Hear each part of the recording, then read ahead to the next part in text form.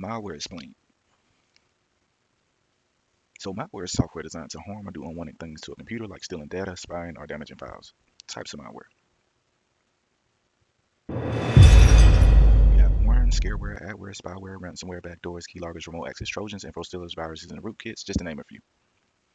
Now, when it comes to Windows Defender, they have a classification scheme that shows type, platform, family, variant, and suffixes. That way you can understand what type of malware it is.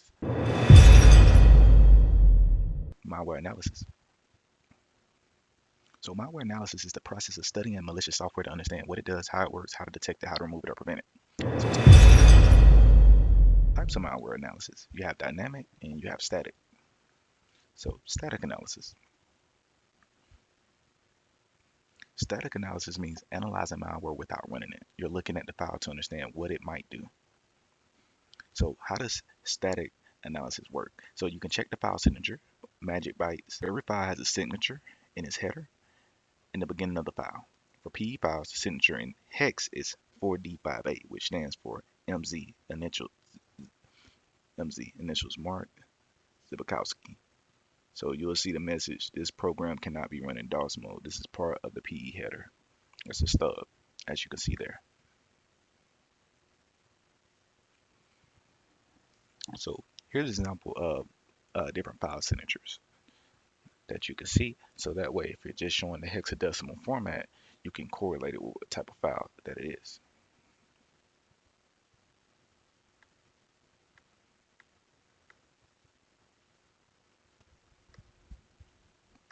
So what the hell are we looking at here? So this is a PE header structure. It has the DOS header that defines the file as an executable binary, the PE signature that defines the executable as a PE, the COFF header that helps to understand key details about the file. We have the optional header that stores information about the executable, like the subsystem and entry point, section table, and instructions on how to load the executable into memory. And we also have the mappable sections and the executable sections of code and data used by the executable.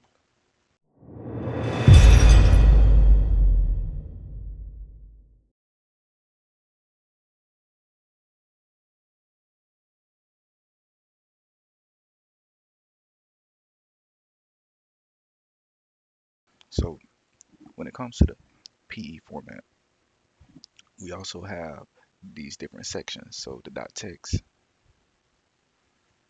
the .text is the code, and payloads can go into each of these sections. The .data is the variable initialized. That's the initialized data, so that's the variables.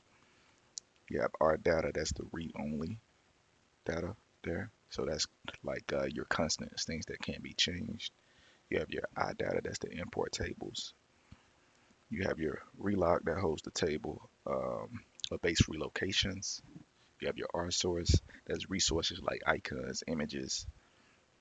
You have your BSS, that's your uninitialized data there. So these is a couple different variables there when it comes to sections. Now you want to view strings. So strings are readable text inside the binary. So you could use tools like strings, PE Studio, and PEiD. And you can find things like IP addresses, file names, URLs, registry keys, etc. You also can check for packing. Malware is often packed to hide what it does. Packing makes analysis harder. So tools like PEiD, they can determine that. You can also look at hashes. Each file has a hash that's a unique fingerprint. So common hashes are MD5, SHA-256. Common tools for static analysis, PE Studio, PEiD, strings, and VirusTotal. Now, dynamic analysis. So dynamic analysis is the process of running a suspicious file, like malware, in a controlled environment to observe what it does in real time. So what can dynamic analysis reveal? So we can see what type of files it creates or modifies, what registry keys or it touches, what network connections it makes, if it downloads or uploads data, what processes it spawns, if it injects code into other programs.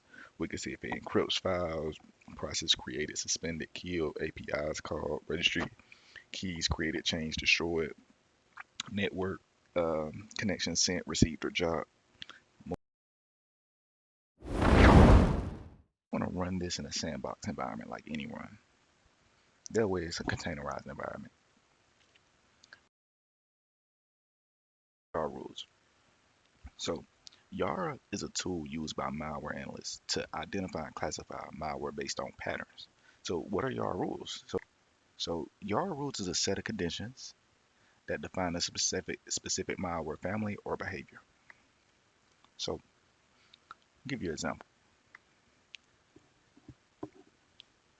So as you can see here, we'll have a string. We'll put in what we wanted to look for. We want to also have a variable with the URL. We also want to have the hexadecimal file signature and conditions. And if it matches, if it matches on this, then it's going to trigger an alert. Some other tools that are used is Sentinel, One, Defender, and Cortex. That's all for this one. Be safe, y'all.